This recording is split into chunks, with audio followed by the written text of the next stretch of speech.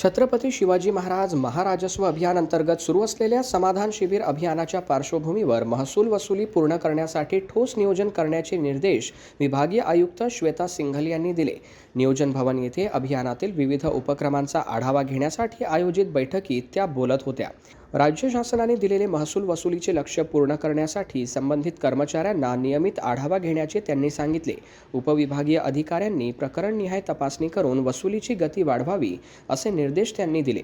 विकास कामांसोबत महसूल संकलनावरही यंत्रणांनी समान भर द्यावा असेही त्यांनी स्पष्ट केले।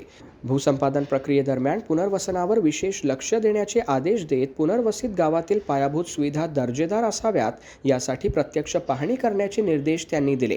प्रकल्पग्रस्तांना मोबदला देताना त्याच वेळी प्लॉट वाटप करावे तसेच नागरी सुविधा एकत्रितपणे पूर्ण कराव्या असे त्यांनी सांगितले।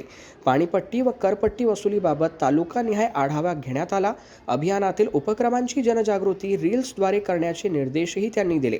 सिंचन प्रकल्पांना गती देण्यासाठी प्रकल्पनिहाय नियमित आढावा घेण्यात येणार असल्याचे त्यांनी स्पष्ट केले।